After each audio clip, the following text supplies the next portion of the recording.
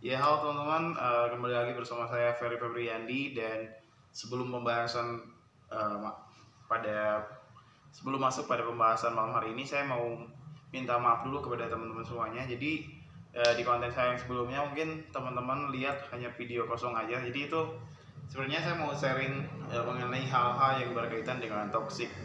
Nah, akan tapi karena kemarin ada sedikit kendala, jadi saya niatnya mau edit video teman-teman, cuman pas saya upload ke YouTube lah kok malah kosong dengan video aslinya karena saya agak ceroboh. Jadi dan sebenarnya saya nggak tahu ya, jadi saya hapus video aslinya dan ternyata video yang hasil editan itu malah kosong, nggak tahu kenapa. Jadi seperti itu teman-teman, sekali lagi mohon maaf buat teman-teman yang kemarin lihat video saya kok malah kosong seperti itu. Nah, pembahasan saya malam hari ini teman-teman, saya akan sharing mengenai hal yang mungkin teman-teman baca judul di video sebelumnya, tanda kita ataupun lingkungan pertemanan kita itu toksik, seperti itu teman-teman. Nah, jadi saya akan mengulas pembahasan saya di malam kemarin yang videonya ngeblank. Jadi teman-teman, pada pembahasan kali ini saya akan membahas 7 kategori orang yang bisa dikatakan sebagai toxic people. Nah, mudah-mudahan uh, dari 7 poin yang akan saya sampaikan ini, mudah-mudahan 7 poin ini bisa merefleksi diri kita ataupun lingkungan pertemanan kita, sehingga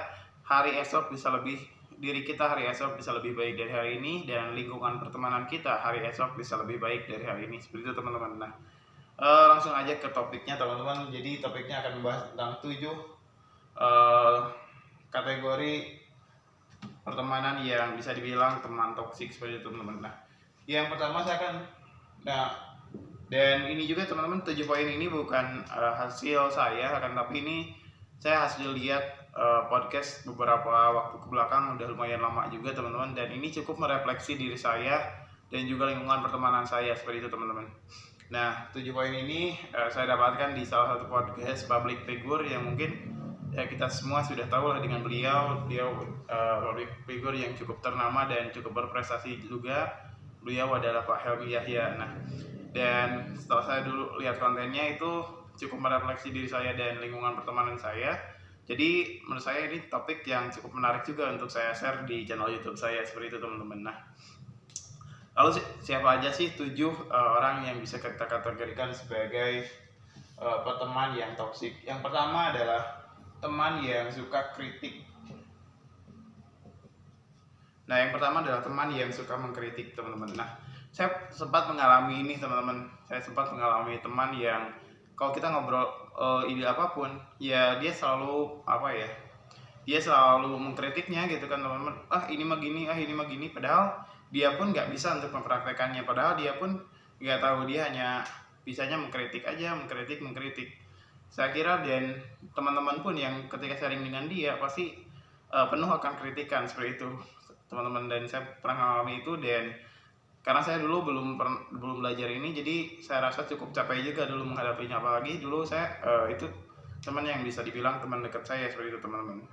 Nah, mudah-mudahan teman-teman setelah lihat video ini, teman-teman bisa lebih memfilter lagi lingkungan pertemanan teman-teman, seperti itu. Nah, jadi 7 kategori teman yang bisa dikategorikan sebagai teman yang toksik itu, yang pertama teman yang suka mengkritik teman-teman. Nah, yang kedua itu adalah teman yang apa ya, bukan ngeluh tapi komplain. Teman yang suka komplain teman-teman. Jadi lebih tepatnya komplain atau ngeluh. Komplain.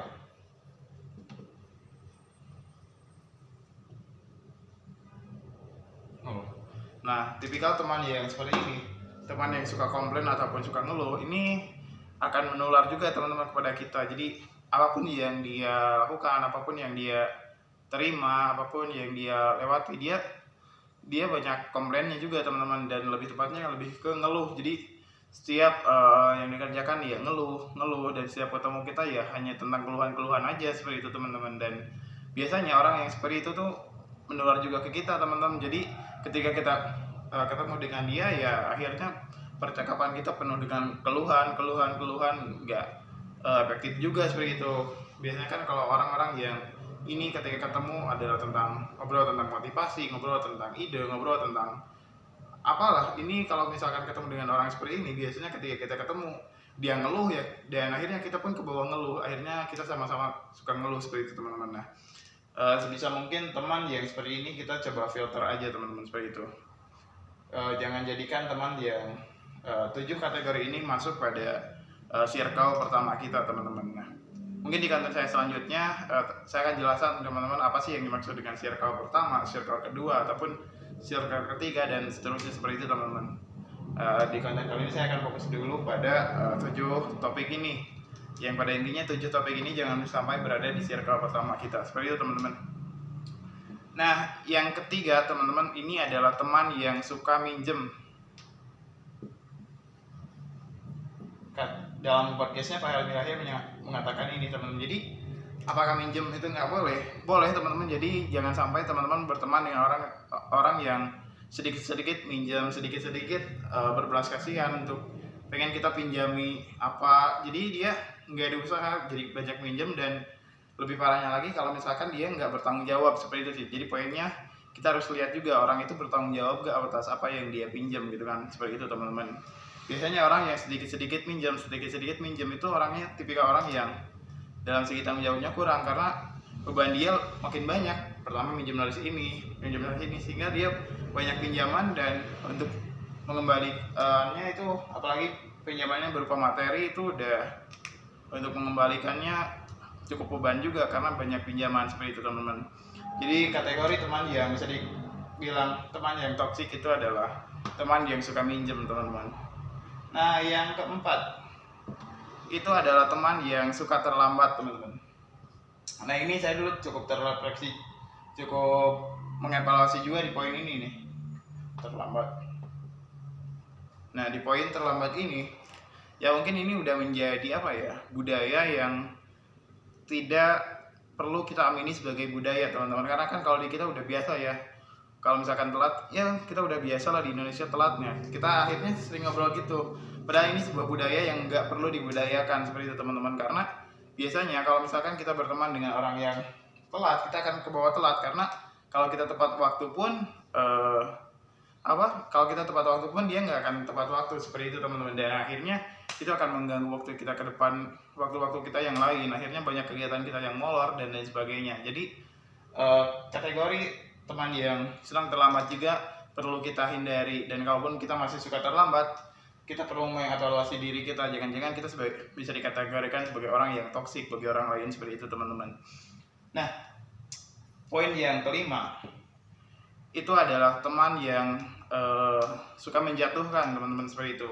Nah, biasanya orang yang seperti ini tuh disebut dengan orang bermental kodok teman-teman, karena kan kalau kodok atau katak kalau misalkan dia loncat, dia pasti menekan lebih kerasnya tuh ke bawah, jadi dia menekan ke bawah untuk dia bisa lebih tinggi, seperti itu teman-teman. Jadi kita jangan sampai bermental katak teman-teman, menjatuhkan orang lain supaya kita bisa menjadi tinggi. Jadi ini adalah tipikal orang yang kurang baik dan perlu kita filter juga, jangan sampai dia ada di lingkungan terdekat kita, seperti itu teman-teman. Nah, yang minjam, terlambat, menjatuhkan,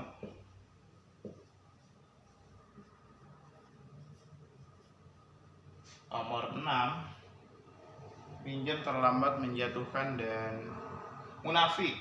Nah, wow, ini cukup lumayan ini juga ya bahasanya. Jadi munafik. Jadi yang saya terima itu dalam podcastnya, poin ke-6 itu tentang jangan sampai kita bergaul dengan orang munafik teman-teman. Jadi jangan sampai kita berteman dengan orang terdekat itu adalah orang yang bermuka dua teman-teman. Jadi kalau di hadapan kita seperti ini, di hadapan orang lain malah beda, dan itu cukup orang yang perlu kita hindari juga teman-teman. Dan kalau saya pribadi biasanya saya membedakannya itu dari bagaimana dia ngobrol ke kita. Biasanya kan orang yang seperti itu sering ngobrol juga kita, oh saya biasanya di kerjaan gini, padahal di belakang mah saya nggak gitu kan. Ataupun oh saya ke si ini mah gini, dia ngobrolin orang lain ke kita. Dan biasanya orang yang seperti itu saya biasanya mau filter orang tersebut jangan sampai ada di lingkungan terdekat kita, dan jangan sampai kita banyak ngobrol juga kepada dia, karena nggak menutup kemungkinan teman-teman ketika dia ngobrolin orang lain ke kita pun bisa diobrolin ke orang lain. Seperti itu sih. Saya selalu mencegahnya orang yang bermuka dua berada di lingkungan terdekat saya. Biasanya saya memfilternya seperti itu teman-teman. Nah, lalu yang ketujuh ini poin yang cukup dalam juga. Poin ketujuh adalah menikam dari belakang. Dan jangan sampai orang terdekat kita adalah orang yang senang menikam dari belakang, teman-teman, seperti itu. Jadi ketika orang yang seperti ini, dan biasanya orang yang menikam kita dari belakang itu adalah orang dekat kita, orang yang tahu kita, orang yang memang pada intinya tahu keseharian kita, teman-teman. Jadi makanya dia berani, dan biasanya orang yang nggak terlalu dekat dengan kita, orang seperti itu nggak berani seperti itu kepada kita, seperti itu teman-teman. Jadi 7 poin ini adalah 7 poin yang bisa dikategorikan sebagai teman yang toksik, dan mudah-mudahan dari 7 poin ini cukup bisa merefleksi diri kita ataupun lingkungan pertemanan kita, sehingga kita hidup ke depan bisa menjadi lebih baik, teman-teman. Jadi ketika misalkan dari 7 poin ini masih ada dalam diri kita, cobalah kita evaluasi, cobalah kita perbaiki, dan mudah-mudahan teman-teman ke depan bisa menjadi lebih baik, menjadi pribadi yang lebih positif, dan menjadi pribadi yang menyenangkan. Dan pada intinya jangan sampai kita tergolong pada kategori teman yang toksik. Kita berusaha memfilter teman kita nggak ada yang toksik, padahal diri kita sendiri toksik. Nah, seperti itu teman. Jadi jangan sampai kita seperti itu. Dan mudah-mudahan materi ini cukup merefleksi diri kita. Jadi saya ulangi, 7 kategori teman yang bisa dikatakan toksik ini. Yang pertama adalah teman yang suka mengkritik. Yang kedua adalah teman yang suka ngeluh. Yang ketiga adalah teman yang suka minjem, yang dikit-dikit minjem. Yang keempat adalah teman yang suka terlambat. Nah, ini cukup, mungkin menurut saya ini cukup merefleksi diri kita semua ya. Biasanya di kita ini menjadi budaya terlambat itu. Mudah-mudahan setelah teman-teman lihat konten ini, ke depan teman-teman bisa menjadi pribadi yang lebih tepat waktu, seperti itu. Karena itu adalah bentuk kita menghargai pada diri kita sendiri, bentuk kita menghargai kepada orang lain, seperti itu teman-teman. Nah, lalu yang selanjutnya adalah orang yang suka menjatuhkan. Nah, jangan sampai lingkungan terdekat kita jangan sampai orang yang berada di lingkungan terdekat kita adalah orang yang bermental katak, seperti itu teman-teman. Nah, yang selanjutnya adalah tipikal orang yang munafik, orang yang bermuka dua, teman-teman. Jangan sampai orang tersebut juga ada di lingkungan kita. Nah, yang terakhir adalah orang yang suka menikam dari belakang, seperti itu teman-teman. Jadi itulah poin 7 kriteria orang yang senang orang yang bisa dibilang sebagai kategori teman yang toksik, teman-teman, seperti itu. Mudah-mudahan materi saya di malam hari ini bisa bermanfaat untuk teman-teman semuanya. Mohon maaf konten saya di hari kemarin gagal tayang ya, mungkin bisa dibilang gagal tayang karena ngeblank, emang ngeblank, dan saya juga kemarin cukup bingung juga lah kok malah ngeblank gitu kan.